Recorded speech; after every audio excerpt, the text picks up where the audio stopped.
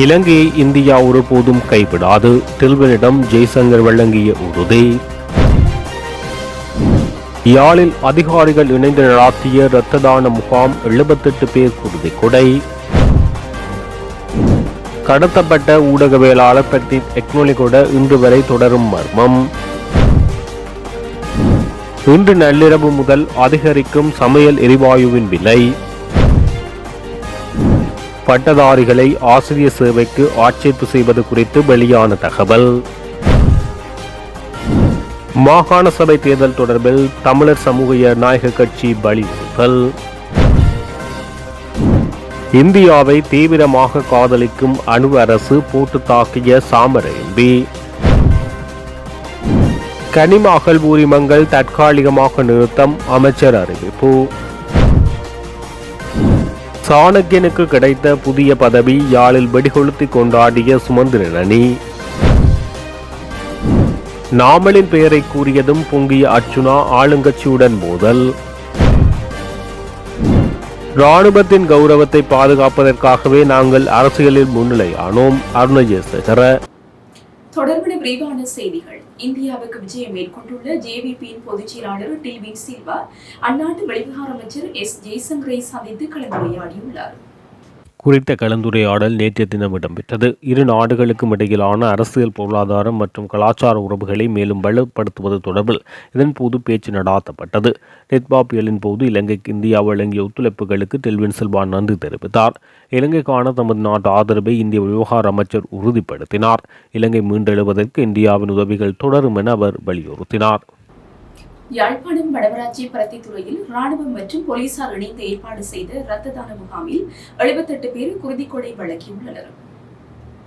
இந்த நடவடிக்கை நேற்று இடம்பெற்றுள்ளதாக தெரிவிக்கப்பட்டுள்ளது. பருத்தித்துறை துறைமுகம் முன்பாக உள்ள 512வது இராணுவ படைப்பிரிவின் ஏற்பாட்டில் பருத்தித்துறை போலீசார் இணைந்து மேற்கொண்ட குருதிக்கொடை நிகழ்வு 512 படைப்பிரிவு தளபதி பிரிகேடியர் ஜெயரத்ன தலைமையில் இடம்பெற்றது. இந்த நிலையில் அதிகாரிகளுடன் இணைந்து பொதுமக்கள் பலரிடமும் பருத்தித்துறை ஆதார வைத்தியசாலை இரத்த வங்கி பிரிவினர் இரத்தம் நன்கொடையாக பெற்றுள்ளதாக தெரிவிக்கப்பட்டுள்ளது. சுயாதீன ஊடகவியலாளரான பிரதீப் எக்னொலிகொட ஜனவரி 2010 கடத்தப்பட்டு இதுவரை காணாமலாக்கப்பட்டுள்ளார். இந்த நிலையில் இவருடைய மனைவி சந்தியா எக்னொலிகொட கடந்த 16 வருடங்களுக்கு மேலாக நீதிக்காக தொடர்ந்து போராடி வருகிறார். பிரதீப் எக்னொலிகொட 2010 ஆண்டு நடைபெற்ற தேர்தலின் போது ராஜபக்சக்களை எதிர்த்து முன்னாள் இராணுவ தளபதி சரத் பொன்சேகாவுக்கு ஆதரவாக செயற்பட்டார். இதற்கிடையில் 2010 ஆண்டு தேர்தலுக்கு 2 நாட்களுக்கு முன் இரண்டாவது முறையாக அவர் கடத்தப்பட்டு காணாமல் ஆக்கப்பட்டார். நேற்று நள்ளிரவு முதல் நடைமுறைக்கு வரும் வகையில் லாப் சமையல் எரிவாயு விலைகள் திருத்தப்பட்டுள்ளன. அதன்படி 12.5 கிலோகிராம் லாப்ஸ் சமையல் எரிவாயு சிலிண்டரின் விலை 80 ரூபாவினால் அதிகரிக்கப்பட்டுள்ளது. இந்த விலை திருத்தத்தின்படி 4280 ரூபாவாக இருந்த 12.5 கிலோகிராம் லாப்ஸ் சமையல் எரிவாயு சிலிண்டரின் புதிய விலை 4330 ரூபாவாக மாற்றப்பட்டுள்ளது. அதேபோன்று 5 கிலோகிராம் சமையல் எரிவாயு சிலிண்டரின் விலை 32 ரூபாவினால் அதிகரிக்கப்பட்டு புதிய விலை 1742 ரூபாவாகும். நாட்டில் உள்ள தேசிய மற்றும் மாகாண பாடசாலைகளில் சிங்களம், தமிழ் மற்றும் ஆங்கில மொழி உள்ள ஆசிரியர் வெற்றிடங்களுக்கு அரசு சேவையில் உள்ள பட்டதாரிகள் மற்றும் ஏனைய பட்டதாரிகளை ஆசிரியர் சேவைக்கு இணைத்துக் கொள்வதற்கான விண்ணப்பங்கள் கோரப்பட்டுள்ளன. இது தொடர்பான அறிவித்தலை கல்வி, உயர்கல்வி மற்றும் தொழிற்கல்வி அமைச்சு வெளியிட்டுள்ளது. இதன்படி கடந்த 2026 திகதியிடப்பட்ட 2474 கீழ் 18ஆம் இலக்க அதிவிசேட வர்த்தமானி அறிவிப்பின் மூலம் 2023 10ஆம் திகதி நிலவரப்படி தற்போது அரசு சேவையில் உள்ள மற்றும் 2023 10ஆம் திகதி நிலவரப்படி 45 வயதுக்குள் உள்ளவர்கள் குறித்த திகதியில் பட்டப்படிப்பு தகுதியை பூர்த்தி செய்த விண்ணப்பதாரர்கள் இதற்கு விண்ணப்பிக்க வாய்ப்பளிக்கப்பட்டுள்ளதாக தெரிவிக்கப்பட்டுள்ளது. மேலும் 2474 19ஆம் இலக்க அதிவிசேட வர்த்தமானி அறிவிப்பின் மூலம் பின்வரும் பிரிவுகளின் கீழ் பட்டப்படிப்பு தகுதிகளை பூர்த்தி செய்த விண்ணப்பதாரர்களுக்கு விண்ணப்பிக்க வாய்ப்பு வழங்கப்பட்டுள்ளது. அதே சமயம் அவ்வாறு ஏற்கனவே விண்ணப்பித்த விண்ணப்பங்கள் குறிப்பிடப்பட்டுள்ள தொலைபேசி இலக்கம், தேசிய அடையாள அட்டை இலக்கம், கடிதம் கிடைக்கும் முகவரி என்பனவற்றில் திருத்தங்கள் இருப்பின் மட்டும் பரீட்சை திணைக்களத்தின் உரிய இணைப்பினூடாக கோரிக்கைகளை முன்வைத்து அந்த திருத்தங்களை மேற்கொள்ள முடியும். இது தொடர்பான விண்ணப்பத்தை பதிவிறக்கம் செய்து கொள்ள வாய்ப்பு வழங்கப்பட்டுள்ளதாக அமைச்சு குறிப்பிட்டுள்ளது.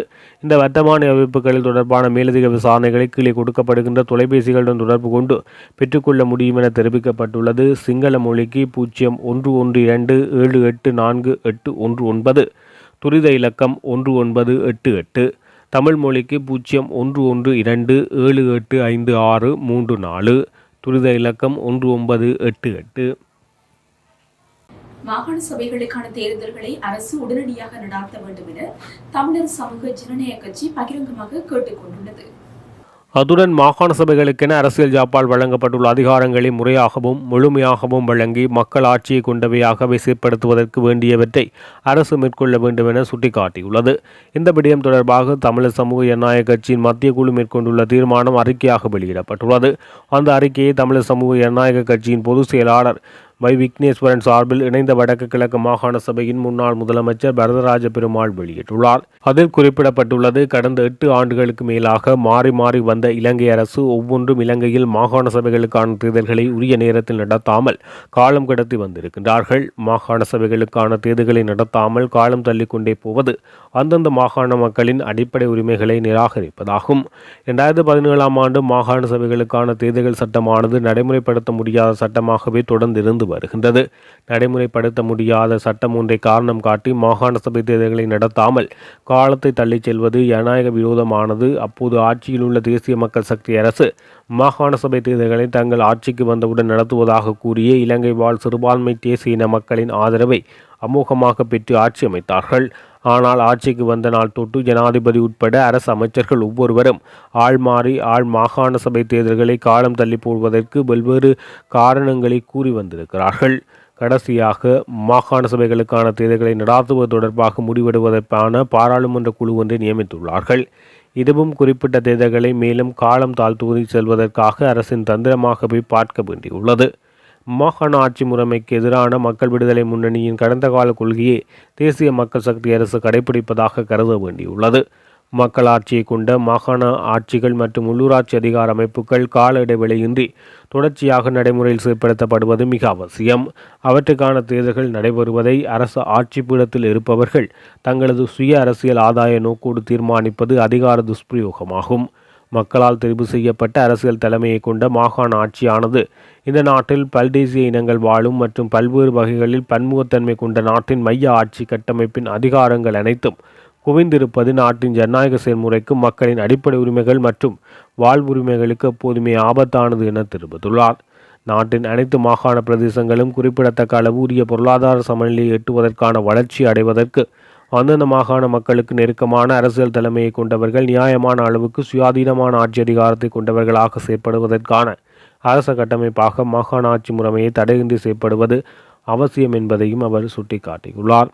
எனவே மாகாண சபைகளுக்கான தேர்தல்களை வீதாசார தேர்தல் முறைமையின் அடிப்படையில் உடனடியாக நடாத்துவதற்கு வேண்டிய சட்டத்தை கொழும்பு மைய மத்திய அரசு குறிப்பாக ஜனாதிபதி அனுகுமார் திசாநாயக்க உடனடியாக பாராளுமன்றத்தில் நிறைவேற்றுவதற்கான நடவடிக்கை எடுக்க வேண்டும். அத்துடன் மாகாண சபைகளுக்கான தேர்தல்கள் காலதாமதமின்றி நடப்பதை உறுதி செய்தல் வேண்டும் என்பதையும், மேலும் மாகாண சபைகளுக்கு அரசியல் ஜாப்பின் மூலம் வழங்கப்பட்டுள்ள அதிகாரங்கள் அனைத்தும் முறையாகவும் முழுமையாகவும் நடைமுறைப்படுத்துவதற்கு வேண்டியவற்றை காலம் தாழ்த்தாது மேற்கொள்ள வேண்டும் என்பதையும் எமது கட்சி முதன்மையான கோரிக்கைகளாக கொண்டு செயற்படும் என தெரிவித்துள்ளார். கடந்த கால அரசாங்கங்களை காட்டிலும் இந்தியாவை தீவிரமாக காதலிக்கும் அரசாங்கமாக அனுரகுமார அரசாங்கமே உள்ளது என புதிய ஜனநாயக முன்னணியின் நாடாளுமன்ற உறுப்பினர் சாமர சம்பத் சாடினார். அத்துடன் இந்தியாவின் விருப்பு வெறுப்புக்கு அமையவே அரசாங்கம் செயற்படுகிறது, அவர்களுக்கு வெட்கம் இல்லையா என சாமர சம்பத் தெரிவித்தார். பாராளுமன்றத்தில் வெள்ளிக்கிழமை இடம்பெற்ற பொதுமக்கள் பாதுகாப்பு கட்டளை சட்டத்தில் அமுல்படுத்தப்பட்ட அவசரகால சட்டம் தொடர்பான விவாதத்தில் உரையாற்றுகையில் அவர் இவ்வாறு தெரிவித்தார். அவர் மேலும் தெரிவிக்கையில், இந்தியாவுக்கு எதிராக இந்திய எதிர்ப்பு மாதத்தை அனுசரித்தவர்களுக்கு இன்று இந்தியா இல்லாமல் எதுவுமே இல்லை என்ற நிலை ஏற்பட்டுள்ளது. இந்த நாட்டை ஆட்சி செய்த ஜெயவர்தன, பிரேமதாசா, சந்திரிகா, மஹிந்த, கோட்டபாய, மைத்திரி, ரணில் விக்ரமசிங்க ஆகியோரை விட அனுரகுமார் அரசாங்கமே இந்தியாவை தற்போது தீவிரமாக காதலிக்கிறது. ஜேபிபியின் செயலாளர் டில்பன் செல்வா தற்போது இந்தியாவில் குதூகலம் அனுபவிக்கிறார். ஜனாதிபதியும் இந்தியா செல்ல உள்ளார். இன்று இவர்களுக்கு எல்லாமே இந்தியா தான். உங்களுக்கு வெட்கம் இல்லையா? உங்களால் கொல்லப்பட்டவர்கள், உங்களுக்காக உயிர் கொடுத்தவர்கள் உங்களின் இந்திய லவ்வை பார்த்து கொண்டிருக்கிறார்கள். நீங்கள் பதில் சொல்ல வேண்டி வரும் என தெரிவித்தார். புதிய தேசிய கனிம கொள்கை அறிமுகப்படுத்தப்படும் வரை கனரக அளவிலான கனிம அகழ்வு உரிமைகளை வழங்குவதை தற்காலிகமாக நிறுத்துவதற்கு தீர்மானிக்கப்பட்டுள்ளதாக தொழில் மற்றும் தொழில் முயற்சி அபிவிருத்தி அமைச்சர் சுனில் ஹந்துநெத்தி தெரிவித்துள்ளார். கைத்தொழில் மற்றும் தொழில் முயற்சி அபிவிருத்தி அமைச்சில் நேற்று நடைபெற்ற விசேட ஊடகவியலாளர் சந்திப்பில் அமைச்சர் இதனை குறிப்பிட்டார். புதிய தேசிய கணிய கொள்கைக்கு அமைச்சரவை அங்கீகாரத்தை பெற்று பாராளுமன்றத்தினூடாக நிறைவேற்றி செயற்படுத்த எதிர்பார்க்கப்படுவதாக குறிப்பிடப்பட்டுள்ளது. கைத்தொழில் மற்றும் தொழில் முயற்சி அபிவிருத்தி அமைச்சில் நேற்று நடைபெற்ற விசேட ஊடகவியலாளர் சந்திப்பில் அமைச்சர் இதனை தெரிவித்தார். புதிய தேசிய கனிம கொள்கைக்கு அமைச்சரவை அங்கீகாரத்தை பெற்று பாராளுமன்றத்தினூடாக நிறைவேற்றி செயற்படுத்த எதிர்பார்க்கப்படுவதாக குறிப்பிடப்பட்டுள்ளது. அதுவரை கட்டுமானத்துறைக்கு தேவையான மூலப்பொருட்களை தவிர ஏனைய அனைத்து கனிமங்கள் அகழ்வு உரிமங்களை வழங்குவதை தற்காலிகமாக நிறுத்துவதற்கு அரசாங்கம் தீர்மானித்துள்ளது. வீடமைப்பு மற்றும் கட்டுமானத்துறைக்கு அத்தியாவசியமான மணல் மற்றும் கற்கள் போன்ற பொருட்களுக்கு இந்த தடை பொருந்தாது. எல்மனைட், ரூடைல், செர்கோன் மற்றும் ஹார்னட் போன்ற கனிய மணல்களுக்கான அனைத்து ஆய்வு மற்றும் அகழ்வு உரிமங்களை வழங்குவதற்கு புதிய கொள்கை வெளியாகும் வரை நிறுத்தப்பட்டுள்ளது. எதிர்வரும் மார்ச் மாதம் முடிவடைவதற்கு முன்னர் இது தொடர்பான வழிகாட்டுதல்கள் வட்டமானி மூலம் அறிவிக்கப்பட்டு பாராளுமன்றத்தில் சமர்ப்பிக்கப்பட உள்ளது.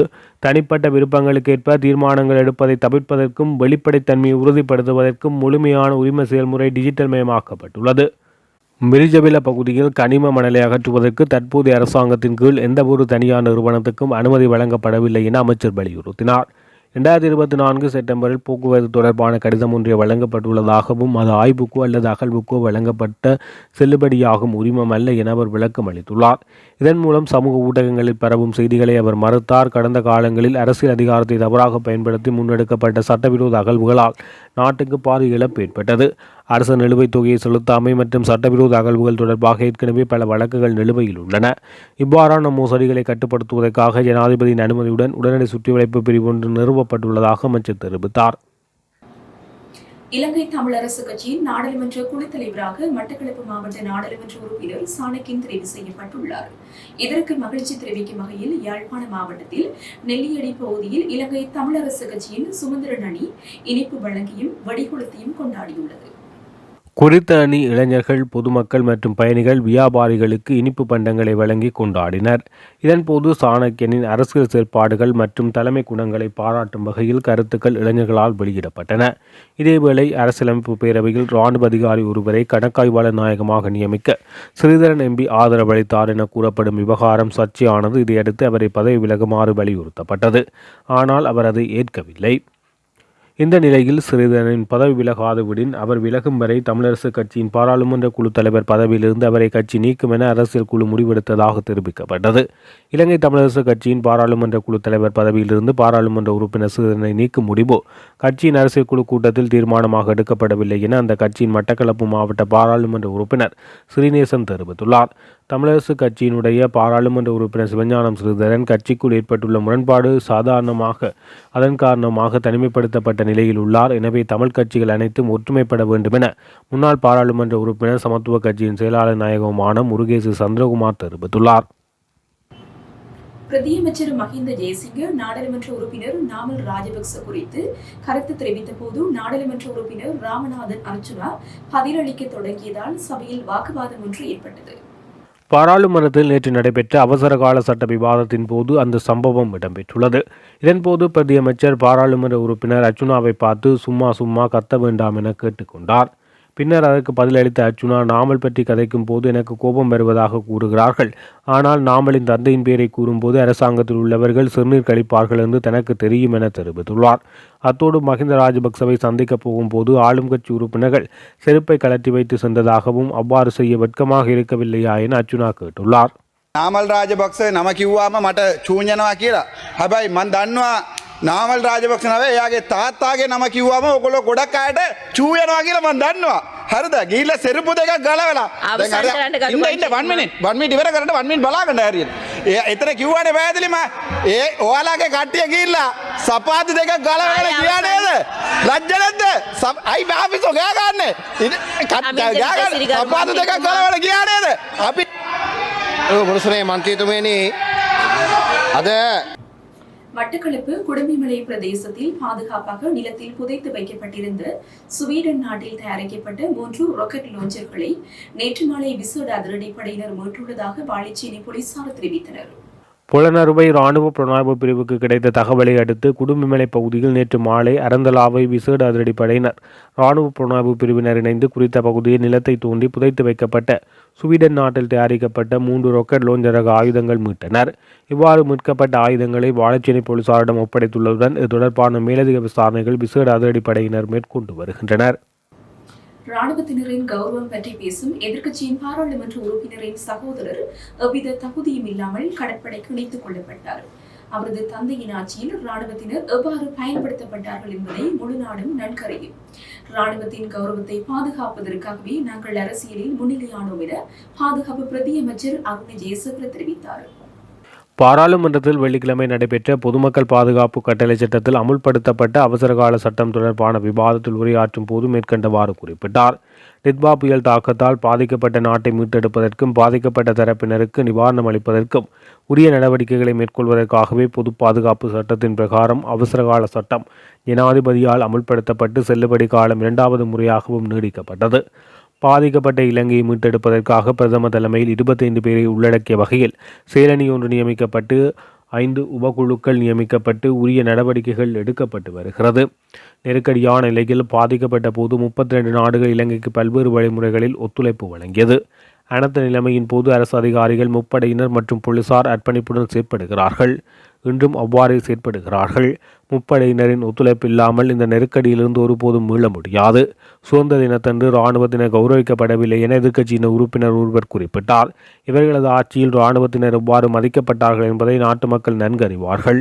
இளவரசர்கள் ரேஸ் ஓடுவதற்கும் மண்ணிரப்புவதற்காகவே கடந்த காலங்களில் இராணுவத்தினர் பயன்படுத்தப்பட்டார்கள். இராணுவத்தினரின் கௌரவம் பற்றி பேசும் உறுப்பினரின் சகோதரன் எவ்வித தகுதியும் இல்லாமல் கடற்படைக்கு இணைத்துக் கொள்ளப்பட்டார். அவரது தந்தையின் ஆட்சியில் இராணுவத்தினர் எவ்வாறு பயன்படுத்தப்பட்டார்கள் என்பதை முழு நாடும் நன்கு அறியும். இராணுவத்தின் கௌரவத்தை பாதுகாப்பதற்காகவே நாங்கள் அரசியலில் முன்னிலையானோம். இராணுவத்தினரோ அல்லது போலீசாரோ தற்போது அரசியலுக்காக பயன்படுத்தப்படவில்லை என தெரிவித்தார். இத்துடன் ஜெஃப்னக்லரியின் மதிய நேர பிரதான செய்திகள் நிறைவடைகின்றன. மேலதிக செய்திகளை அறிந்து கொள்ள www.jeffnaglary.lk என்ற இணையதளத்தின் ஊடாக இணைந்து கொள்ளுங்கள்.